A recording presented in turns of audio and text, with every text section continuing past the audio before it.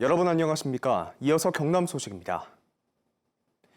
남해안에서는 멸치잡이 어선들이 석 달 동안의 금어기를 마치고 첫 출항을 시작했습니다.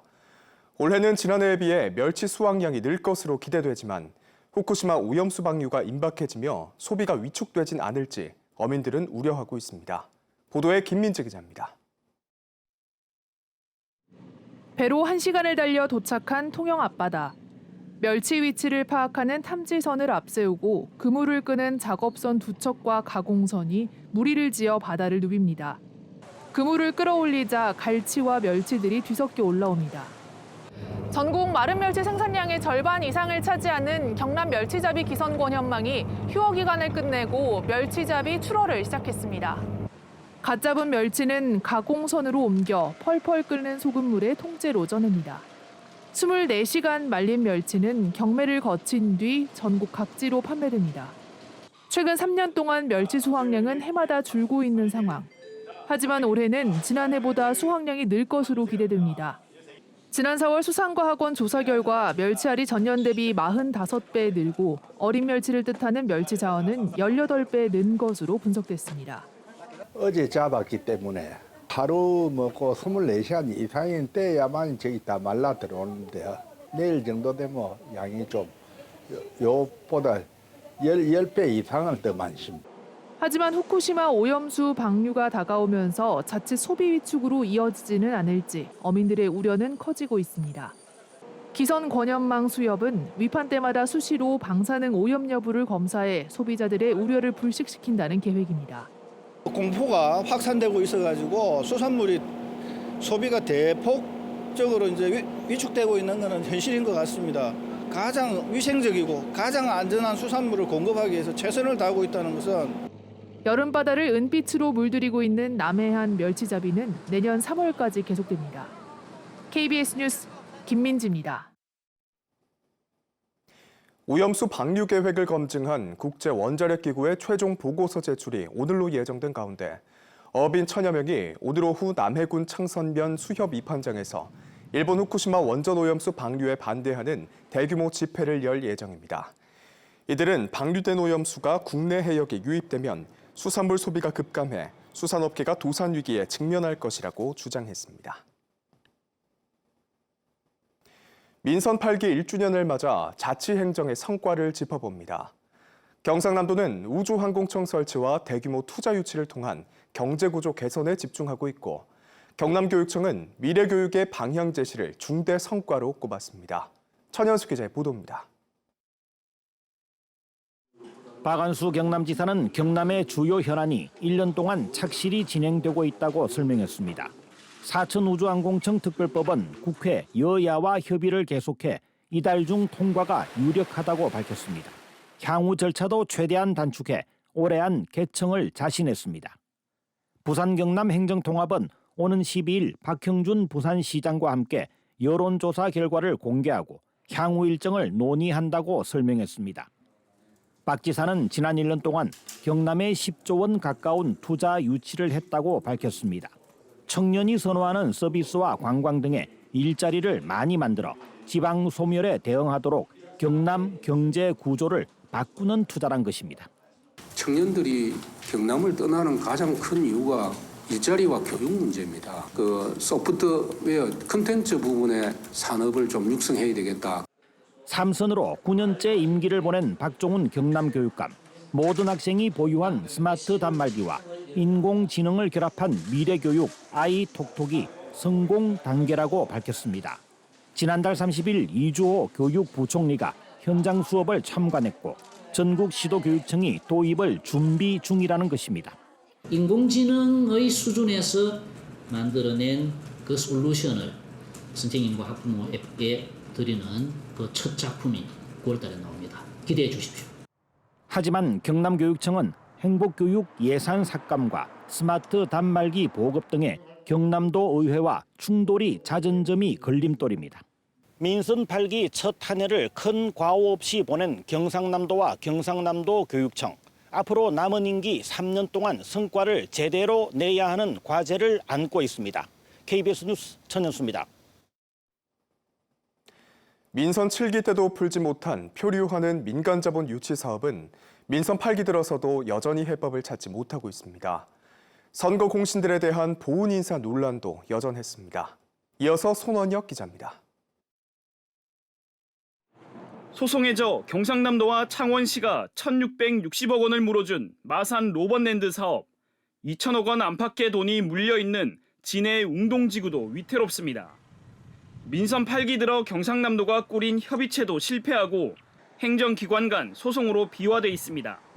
민자도로인 마창대교와 거가대로의 재정 부담은 여전합니다. 근본 해법 없는 요금 인하에는 결국 세금이 투입됐습니다. 창원시의 마산해양신도시 문화복합타운도 청사진이 제시되지 않는 등 해묵은 난제는 그대로입니다. 최근 합천군도 호텔 민간사업자 잠적으로 250억 원을 물어줘야 할 처지입니다. 학점투자금에 대한 반환, 이게 다 연결돼 있어서 이게 동시에 좀 터진다면 예산 운영에 굉장히 좀 어려운 좀 적은 건 아닙니다. 보훈 인사 논란도 끊이지 않았습니다. 경남개발공사 사장을 시작으로 박완수 도지사를 지지했던 전직 도의원 6명이 잇따라 산하기관장에 기용됐습니다. 도지사 개인의 정치적 이해관계에 따라 아무나 공직자로 둔갑시켜 임명하라고 부여된 것은 아니다. 창원시도 창원문화재단과 레포츠파크 등 산하기관 인사를 두고 전문성 논란이 일었습니다. 본인이 직접 나와가지고 동의를 구하고 설득을 하고 설명을 하면 이게 또 달라진다. 본 인사가 나중에 또 해전문 인사로 가는 게 아닌가, 이런 것도 한번 지켜볼 필요성도 있고. 민선 8기 지방의회 정당 분포 불균형 속에서 집행부 견제 부족, 지방 소멸에 대응한 새로운 대응책이 보이지 않는다는 지적도 제기됩니다. KBS 뉴스 손원혁입니다. 오늘은 다시 장맛비가 찾아오겠습니다. 정체전선상에서 발달한 저기압의 영향으로 강하고 많은 비가 예상되고 있는데요. 현재 서해상에서 비구름이 다가오고 있는 가운데 우리 지역은 아침부터 경남 서부를 시작으로 차차 확대되겠습니다. 예상되는 강수량은 오늘 아침부터 내일 오전 사이 경남 남해안에 50에서 100mm, 그 밖의 지역으로는 20에서 60mm 정도입니다. 특히 우리 지역에 비가 집중되는 내일 새벽부터 아침 사이 경남 남해안을 중심으로 시간당 30에서 60mm의 매우 강한 비가 내리는 곳이 있겠습니다. 비 피해 없도록 각별한 유의가 필요하겠습니다. 자세한 지역별 기온 살펴보겠습니다. 현재 기온 창원이 23도, 창녕이 24도를 보이고 있습니다. 한낮에는 창원이 27도, 밀양이 28도로 어제보다 2에서 5도가량 낮겠습니다. 서부 지역도 진주가 23도, 산청이 22도로 출발하는 아침이고요. 한낮에는 진주가 26도, 거창 24도 예상됩니다. 바다의 물결은 먼바다를 중심으로 최고 1.5m로 비교적 잔잔하게 일겠습니다. 이번 비는 내일 오전 중 대부분 그치겠고 목요일에 잠시 소강 상태를 보이겠습니다. 날씨였습니다. 경상남도가 임시 신생아 번호를 부여받은 아동을 118명으로 확인하고 전수조사에 나섰습니다. 경상남도는 이 가운데 현재까지 20명을 확인한 결과 11명은 소재가 확인됐지만 9명은 출생신고를 하지 않은 채 입양되거나 베이비박스 유기 등이 의심돼 경찰에 수사 의뢰했다고 설명했습니다. 또 오는 9일까지 나머지 98명도 가정 방문 등을 통해 아동의 소재와 안전을 직접 확인한다고 밝혔습니다. 민주노총 경남지역본부는 어제 경남도청 앞에서 기자회견을 열고 오는 15일까지 2주 동안 총파업에 돌입한다고 밝혔습니다. 민주노총 경남본부는 내일 창원광장에 이어 오는 12일 경남도청 앞에서 지역 단체들과 함께 민중대회를 열어 노조 탄압 중단과 오염수 해양 투기 중단, 언론 집회 시위의 자유 보장 등을 촉구할 계획입니다. 창원시가 정부 방침에 따라 상병수당 1단계 시범사업 기간을 2025년까지 2년 더 연장합니다. 상병수당은 노동자가 업무와 무관한 질병과 부상으로 경제활동을 하지 못할 때 자치단체가 최소한의 소득을 보전해주는 제도입니다. 창원에서는 사업 시행 뒤 올해 5월 말까지 11달 동안 1,600여 건의 상병수당이 신청됐습니다. 75세 이상 창원 시민이 시내버스를 무료로 탈 수 있는 어르신 무임교통 조례안이 만들어졌습니다. 지원금 규모는 한 달에 8차례 무료로 탈 수 있는 한 해 13만 9,200원 정도로 6만 명이 혜택을 볼 것으로 예상됩니다. 창원시 65세 이상 시내버스 무료화 사업은 3단계 계획 가운데 1단계로 오는 10월부터 75세 이상 시민에게 우선 적용됩니다. KBS가 보도한 촬영물 유포 협박 사건과 관련해 경남 지역 44개 여성단체들이 어제 창원지법 앞에서 기자회견을 열고 가해자에 대한 엄중한 처벌을 촉구했습니다. 여성단체들은 가해 남성이 동영상 유포를 빌미로 피해자로부터 수천만 원을 빼앗은 뒤 재판 중 잠적한 이번 사건에서 사법기관이 가해자를 구속하지 않았다며 피해자 보호를 위해 가해자의 신상을 공개해야 한다고 주장했습니다. 함양군 공무원들이 최근 잇단 비위 행위로 경찰 조사를 받은 것으로 확인됐습니다.